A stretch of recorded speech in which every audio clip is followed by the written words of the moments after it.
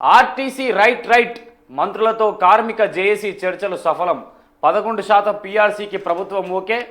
గుర్తింపు సంఘం ఎన్నికలకు గ్రీన్ సిగ్నల్. ప్రభుత్వంలో ఆర్టీసీ విలీనానికి అధికారులు కార్మిక నాయకులతో కమిటీ. మొత్తం 31 డిమాండ్లను ప్రభుత్వం అంగీకారం. సమ్మె విరమిస్తున్నట్టు కార్మిక సంఘాల జేఏసీ ప్రకటన. మార్నింగ్ షిఫ్ట్ నుంచి యథావిధిగా బస్సులు. 3 రోజుల సమ్మె ముగియడంతో దాదాపు ఊపిరి పీల్చుకున్న ప్రయాణికులు అని చెప్పేసి కూడా మనకు స్పష్టంగా V6 వార్త కనిపిస్తూ ఉంది. ఇక పూర్తిగా చూసుకునేటువంటి ప్రయత్నం చేద్దాం. మంత్రులతో ఆర్టీసీ కార్మికులు జరిపిన చర్చలు ఫలించాయి.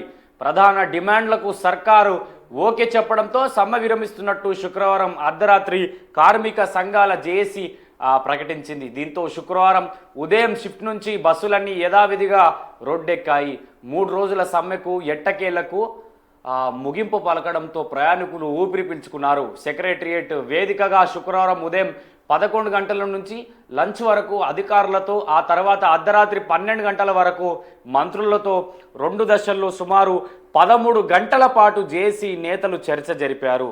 మొత్తం 32 డిమాండ్లపై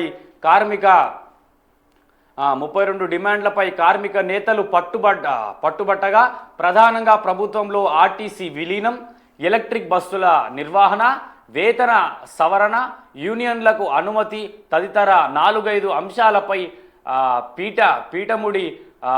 పీఠముడి పడినట్టు తెలిసింది. అయితే విలీన ప్రక్రియ ఇప్పటికిప్పుడు తేల్చే అంశం కాకపోవడంతో కమిటీ వేస్తున్నట్టు ప్రకటించిన ప్రభుత్వం ఎలక్ట్రిక్ బస్సుల అంశం కేంద్ర పరిధిలో ఉందని స్పష్టత ఇచ్చింది. ఇవి తప్ప మిగిలిన అన్ని డిమాండ్లకు, ముఖ్యంగా 11% పీఆర్సీ, గుర్తింపు సంఘం ఎన్నికల నిర్వహణకు ప్రభుత్వం ఓకే చెప్పడంతో సమ్మె విరమణకు జేఏసీ నేతలు అంగీకరించారు. పరిష్కారం దిశగా విలీన సమస్య. ప్రభుత్వంలో ఆర్టీసీ విలీనం, పీఆర్సీ యూనియన్లకు అనుమతి, ఎలక్ట్రిక్ బస్సులను ఆర్టీసీ నిర్వహించడం తదితర 32 డిమాండ్లతో ఈ నెల 22న మొదటి షిఫ్ట్ నుంచే ఆర్టీసీ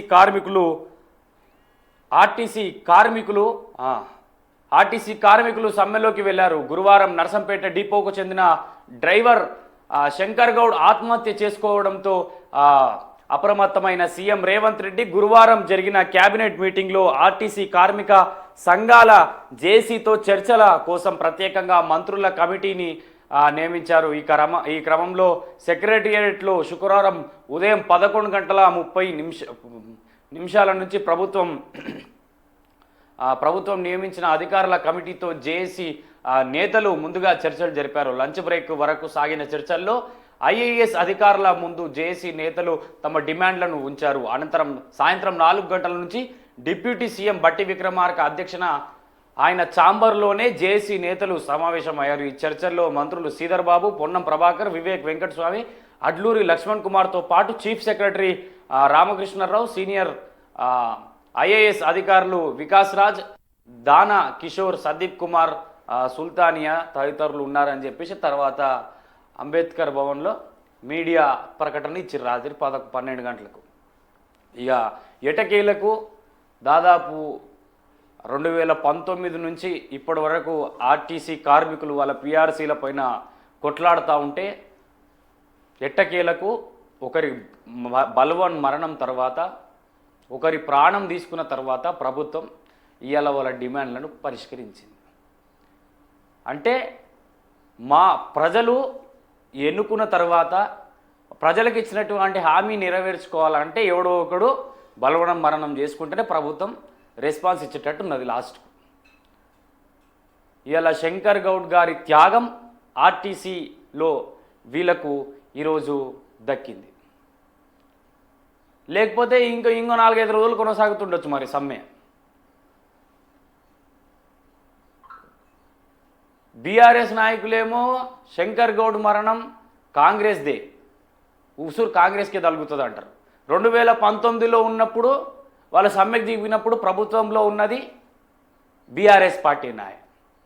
ఈ బీఆర్ఎస్ పార్టీ 2019లో కార్మికులకు ఏమైనా చేసిర్రా అంటే ఒరగబెట్టింది ఏం లేదు. మళ్ళా వీళ్ళు ప్రభుత్వంలో ఉన్నప్పుడు ఒరగబెట్టింది ఏం లేదు. ఇదే రేవంత్ రెడ్డి కేసీఆర్ ప్రభుత్వంలో ఉన్నప్పుడు ఆర్టీసీ కార్మికుల కోసం ప్రగతి భవన్ ముందల గేట్లు దుంకి మరీ పోయి దీక్షలు చేసిండు. ధర్నాలు దిగిండు. మరి ఇదే రేవంత్ రెడ్డి అప్పుడు ముఖ్యమంత్రి మీద ధర్నా చేసినప్పుడు, ఈయన ముఖ్యమంత్రి పదవి ఎక్కినప్పుడు మరి ఈయన కళ్ళు ఏమైనా నెతికెక్కినాయా అని చెప్పేసి ప్రజలు అంటూ ఉన్నారు. లేకపోతే పదే పదే పదే నోరు తెరిస్తే ప్రతిపక్షాలను అడగోలు మాటలు తిట్టేటువంటి ఈ రేవంత్ రెడ్డి ఏమైనా కేసీఆర్ది ఏమైనా తొక్కిండా అని చెప్పేసి కూడా అంటూ ఉన్నారు. కనీసం సిగ్గను ఉండాలి ప్రభుత్వానికి. ఒకరు చనిపోయిన తర్వాతనా రియాక్షన్? రే మీరు మేనిఫెస్టోలో ఇచ్చారు కదా. వాళ్ళు అడగబట్టి 2.5 సంవత్సరాలు వెయిట్ చేసి చేసి చేసి చేసి ఇప్పుడు అడిగిరు వాళ్ళు.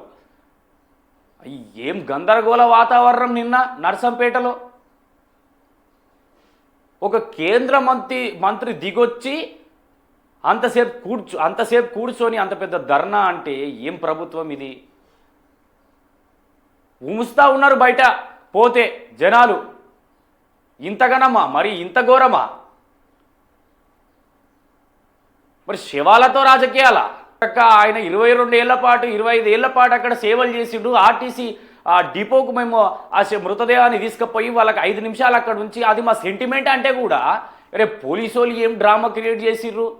నాకు తెలిసి ఆ తెలంగాణ ఉద్యమం టైంలో కూడా ఎవరైనా చనిపోతే ఇంతగనం లేకుండే. మరి ఇప్పుడు ఏటకేళ్లకు ఒకరిని చంపుకున్న తర్వాత, ఒకరిని పుట్టన పెట్టుకున్న తర్వాత ప్రభుత్వం ఇప్పుడు దిగొచ్చిందా తెలంగాణలో? అంటే మనకు కూడా ఇంకేమైనా హామీలు ఉంటే ఎవడన్నా చచ్చిపోతే కనుక అప్పుడు ప్రభుత్వం దిగొచ్చి వాళ్ళకు అది చేస్తుంది.